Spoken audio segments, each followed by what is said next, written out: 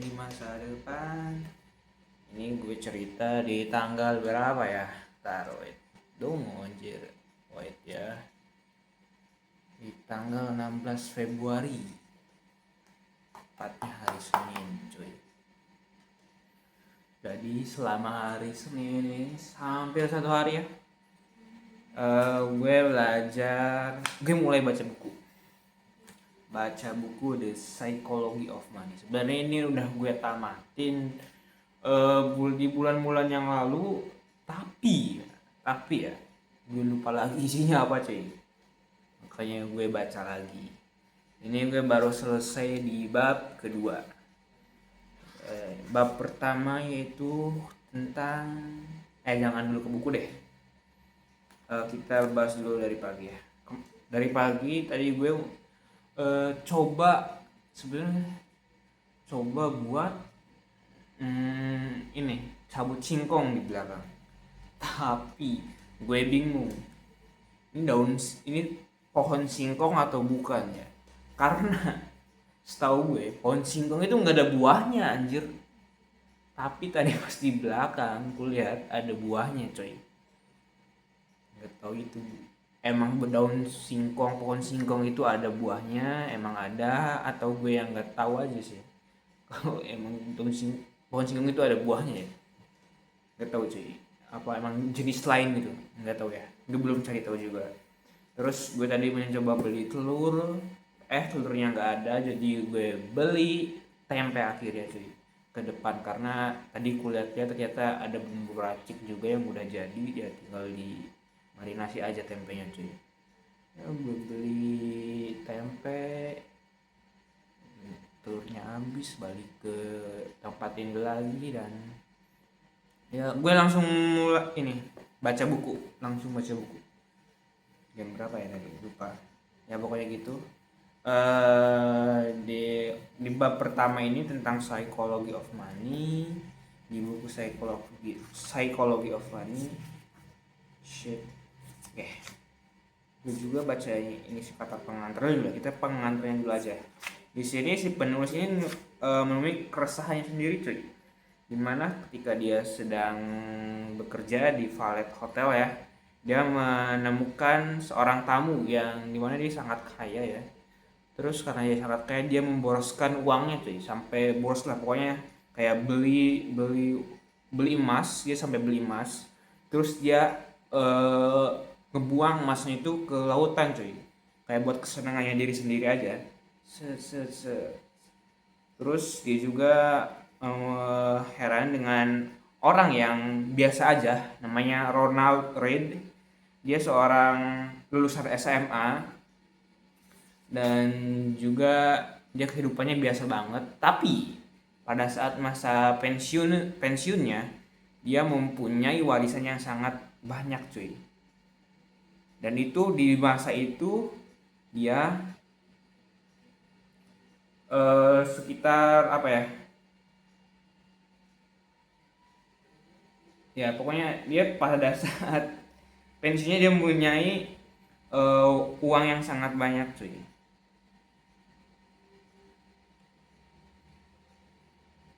Ya sangat yang banyak cuy. Nah disitulah dia ternyata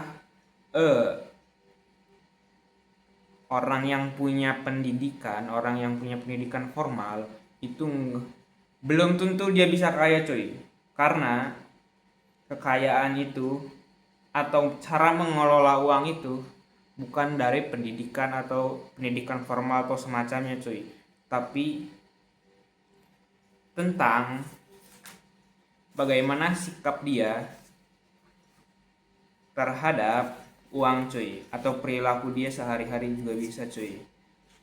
Kita bandingin ke yang tadi, orang yang punya banyak uang tapi tidak mengelola uang dengan baik, itu bisa miskin cuy.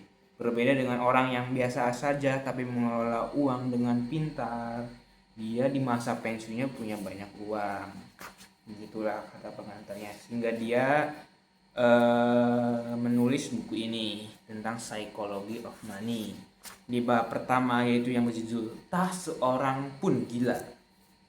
Nih, pengalaman pribadi Anda dengan uang barangkali premisnya itu pengalaman pribadi Anda dengan uang barangkali menjadi 0,001% dan seluruh kejadian di dunia. Tapi mungkin 80% cara kerja dunia menurut Anda. Di bab ini yaitu sebenarnya gue udah rangkum sih, baca aja rangkumnya ya.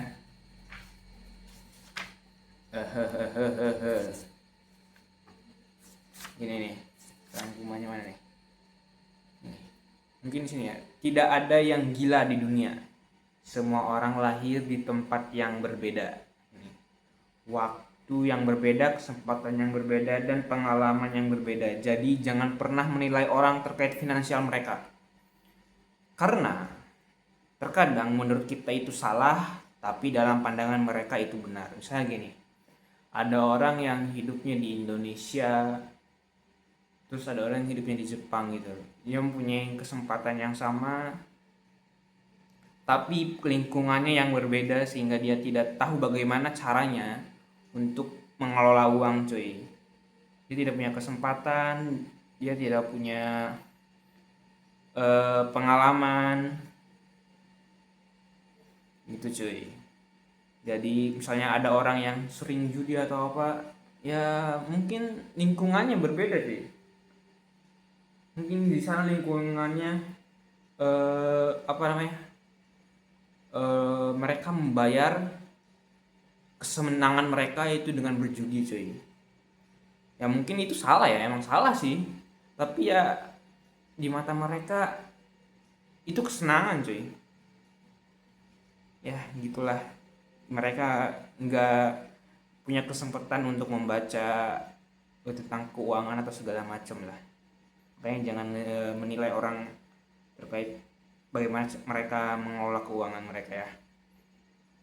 Terus di sini juga tanggal 16 Februari ini 2026 khususnya, dimana ini fenomena yang terjadi ya.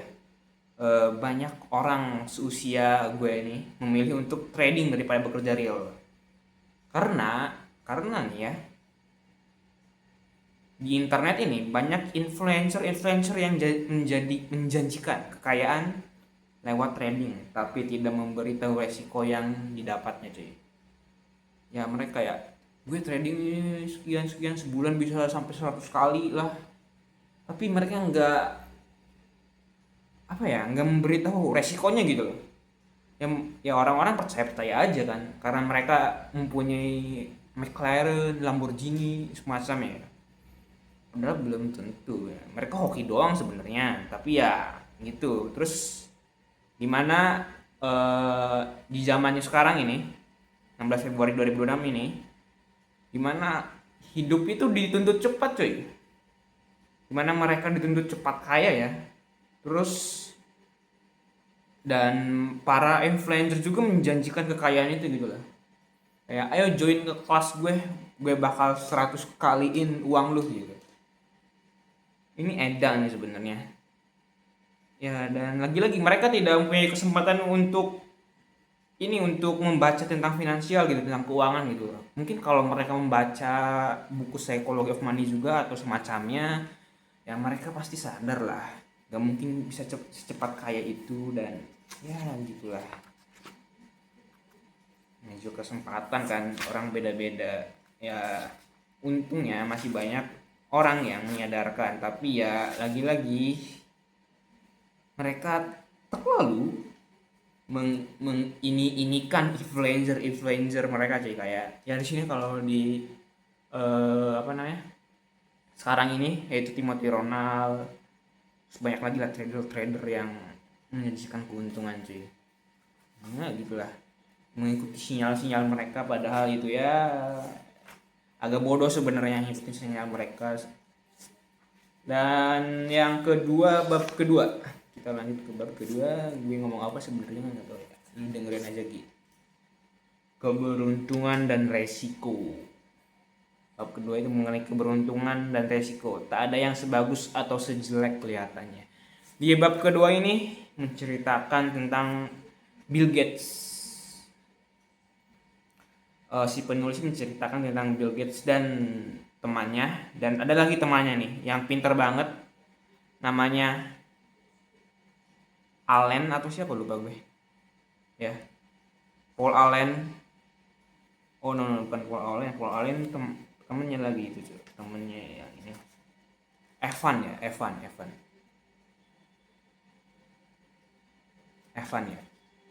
Dimana Bill Gates ini sangat beruntung ya, dia berani memulai mengambil resiko dan semacam. Sementara Evan ini enggak lucu, padahal dia adalah orang yang terpintar di kelasnya menurut Bill Gates ya, tapi dia tidak mengambil resiko ya, akhirnya ya hidupnya stuck aja. Cuman di sini Bill Gates dia mengambil resiko dan menjadi orang terkaya cuy, bersama Allen ya.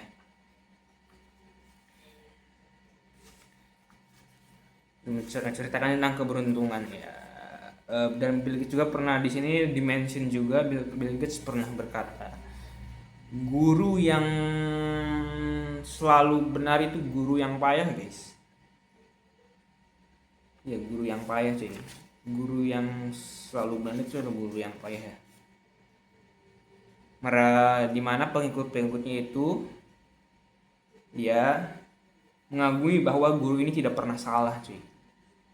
Nah itulah. Terus di buku ini mention juga dimana hati-hati dengan siapa yang Anda puji dan kagumi.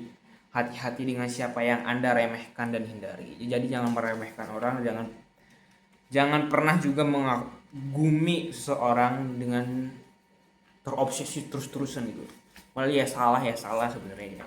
Ya salahi dan kritik kalau misalnya dia salah, kalau enggak jangan remehin juga kemampuannya. Siapa tahu dia emang ya tidak menunjukkan kemampuannya, tapi di sisi baliknya dia sangat-sangat jago cuy. Nah terus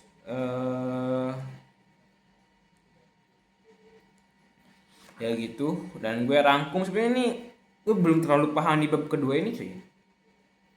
Nah di sini juga ketika ingin memulai sesuatu atau mengambil keputusan yang dimana itu memiliki resiko gitu loh, dimana untuk menghindari kegagalan ini yaitu dengan finansial kita tuh harus baik dulu cuy sebelum sebelum mengambil tindakan resiko ini cuy.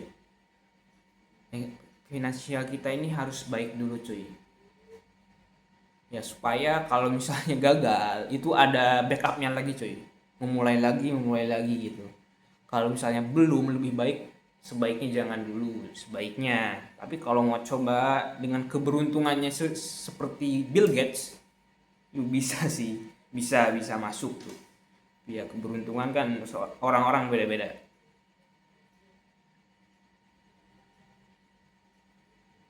Terus di sini juga dimention juga dimana yang paling pentingnya adalah bahwa sebagaimana kita mengakui peran keberuntungan dalam keberhasilan, kita menyadari peran resiko dengan memaafkan diri sendiri dan memberi ruang untuk pengertian ketika menilai kegagalan.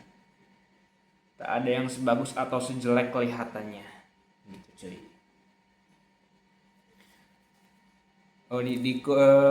Di bab kedua ini juga dimention tentang Mark Zuckerberg, CEO Facebook, di mana dimention kalau Mark ini menolak tawaran Yahoo cuy, yaitu senilai $1.000 kalau nggak salah, $1.000 atau 1.000 miliar gitu.